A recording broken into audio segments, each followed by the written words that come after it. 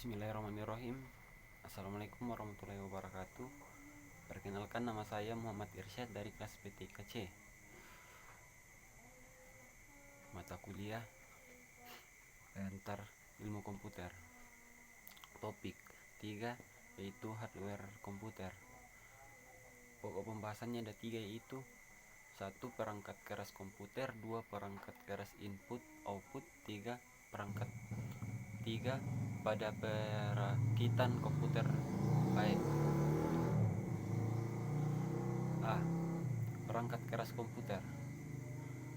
Hardware adalah semua bagian fisik komputer yang dibedakan dengan data yang berada di dalamnya atau yang beroperasi di dalamnya, dan dibedakan dengan perangkat lunak software yang menyediakan instruksi untuk perangkat keras dalam menyelesaikan tugasnya.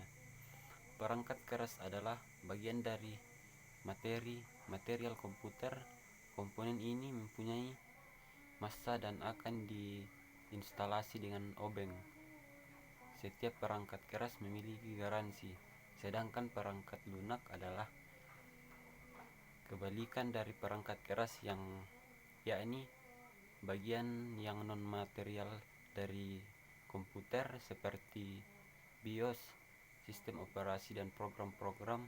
Perangkat lunak akan diinstalasikan ke dalam komputer melalui keyboard dan mouse. Tidak ada perusahaan pembuat perangkat lunak yang bisa memberikan garansi bahwa perangkat lunaknya 100% tidak memiliki kesalahan.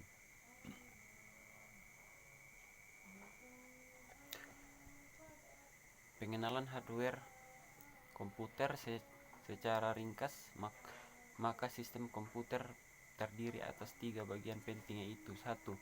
Perangkat keras unit pemrosesan sentral, Central Processing Unit CPU. Perangkat keras prosesor. 2. Perangkat keras memori ROM dan RAM.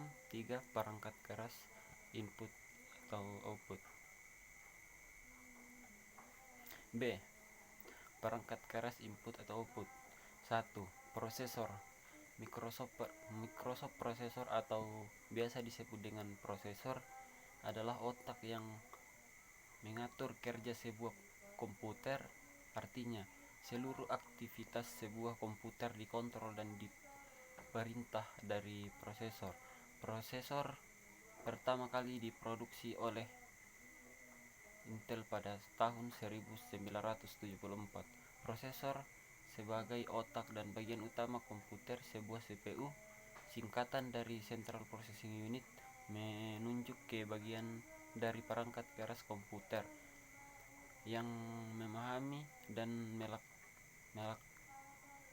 melaksanakan instruksi dan kata yang terdapat dalam perangkat lunak. Berikut gambar logo Intel dan AMD untuk membantu Anda mengenal produk-produk prosesor. 2. Motherboard. Motherboard atau biasa disingkat dengan MB adalah sebuah papan sirkuit elektronik yang mempunyai slot untuk komponen lain, sehingga komponen-komponen tersebut saling terhubung dan saling bekerja sama dengan baik. Bentuknya, motherboard biasa dibedakan menjadi 2, yaitu model desktop, monitor diletakkan di atas CPU, dan model tower, monitor diletakkan di samping CPU. 3. RAM. Random Access Memory. RAM adalah memori utama sebuah PC. RAM digunakan untuk menyimpan data sementara dan mengeluarkan data yang diminta oleh prosesor. Alur data disimpan dan dikeluarkan dari RAM sangat dinamis dan berkecepatan sangat tinggi. RAM adalah tempat penyimpanan data jangka pendek, sehingga komputer tidak perlu selalu mengakses hard disk untuk mencari data. Jumlah RAM yang lebih besar akan membantu kecepatan PC. 4. Video Graphic Array Card. FGA card adalah alat yang berfungsi untuk mengirimkan data-data visual atau gambar ke monitor sehingga dapat dilihat oleh pengguna. Sebenarnya komponen ini memiliki nama asli graphics adapter. Berikut logo RAM agar Anda dapat mengenalinya. 5. Harddisk drive. Harddisk merupakan komponen vital dalam sebuah PC karena pada komponen inilah semua data-data dan aplikasi yang ada di PC disimpan. Harddisk dibedakan menjadi dua jenis berdasarkan teknologi transfer data yang digunakannya, yaitu ATA Advanced Technology Attachment atau yang lebih dikenal dengan IDE Integrated Drive Electronics, dan SCSI Small Computer System Interface. Nomor 6. Floppy disk drive. Floppy disk drive atau yang lebih dikenal dengan FDD adalah untuk membaca dan menuliskan data yang tersimpan di sebuah floppy disket.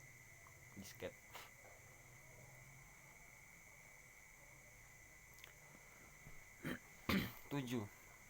CD-ROM dan CD-ROM. CFD-ROM drive. CD-ROM atau CFD-ROM drive adalah alat untuk membaca data dari media CD atau DVD karena bersifat ROM, read only memory. Alat ini hanya mampu membaca data saja. Berikut logo produsen komponen ini agar Anda dapat mengenalnya.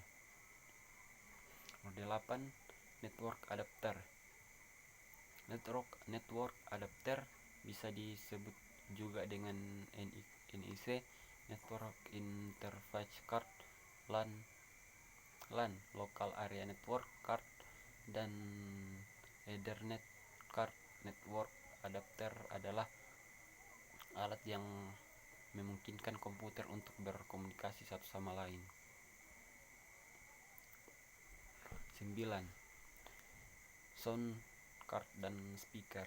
Sound card juga bisa disebut dengan audio card. Komponen ini berfungsi untuk menghasilkan suara yang dapat didengar oleh user melalui speaker yang dihubungkan dengan sound card tersebut. 11. Keyboard. Keyboard adalah alat input utama dari sebuah PC. Selain mouse, melalui keyboard kita dapat memberikan instruksi kepada komputer untuk mengerjakan sesuatu yang kita inginkan. Berikut adalah contohnya, seperti gambar di samping. Nomor 12. Karena berbentuk seperti seekor tikus. Nomor 12. Mouse. Karena berbentuk seperti seekor tikus, alat ini disebut dengan mouse. Sebenarnya alat ini adalah komponen input yang memungkinkan pointer bergerak ke segala arah. Contohnya ini gambar di samping adalah mouse. Nomor 13. Scanner. Scanner adalah alat yang berfungsi untuk menciptakan sebuah foto atau benda 3 dimensi ke dalam wujud sebuah file gambar digital sehingga kita dapat melakukan editing gambar dengan aplikasi image editor seperti Photoshop, Corel, dan sebagainya. Berikut adalah contohnya, seperti gambar di samping. Nomor 14. Barcode reader. Barcode reader berfungsi untuk memasukkan data ke dalam PC dari sumber data yang berbentuk berkode. Alat ini hanya aksesoris saja dan tidak harus ada dalam sebuah PC, seperti gambar di samping. 15. Monitor. Monitor adalah komponen untuk menampilkan apa yang sedang diproses PC dalam bentuk visual sehingga kita dapat dengan mudah memahaminya, seperti gambar di samping adalah monitor. Tahapan proses pada perakitan komputer terdiri dari A. Penyiapan motherboard, B. Memasang prosesor. C. Memasang heatsink. D. Memasang modul memori. E. Memasang motherboard pada casing. F. Memasang power supply. G. Memasang kabel motherboard dan casing. H. Memasang RIP. I. Memasang card adapter. Dan J. Penyelesaian akhir. C. Proses pada perakitan. 1. Penyiapan motherboard. 2. Memasang prosesor. 3. Memasang heatsink. 1. Jenis slot. A. Jenis SIM. B. Jenis DIMM dan RIMM. Contohnya seperti gambar berikut.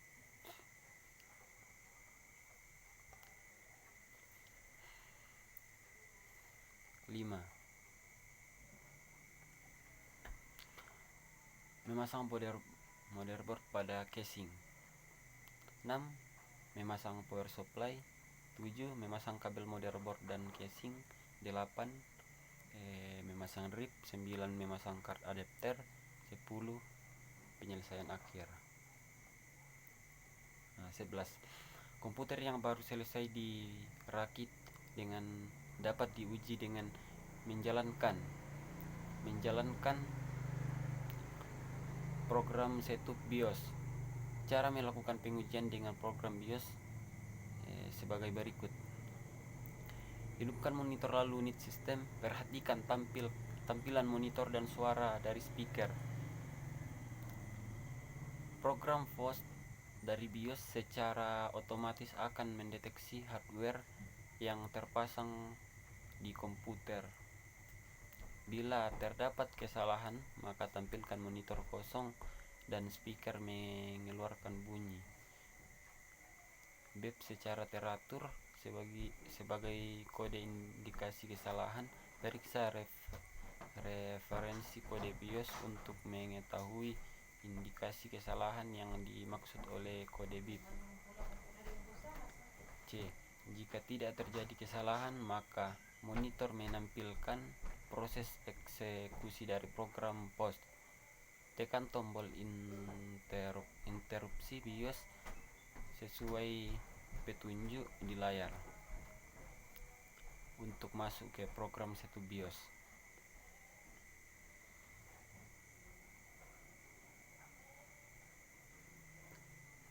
D. Periksa semua hasil deteksi hardware oleh program setup BIOS. Beberapa setting mungkin harus dirubah nilainya, terutama kapasitas hard disk dan boot sequence. F. Sistem perubahan setting dan keluar dari setup BIOS. F. Setelah keluar dari setup BIOS, komputer akan meload sistem operasi dengan urutan pencarian sesuai setting boot sequence pada BIOS. Masukkan di disket atau CD bootable yang berisi sistem operasi pada drive pencarian. Sekian dari saya. Assalamualaikum warahmatullahi wabarakatuh.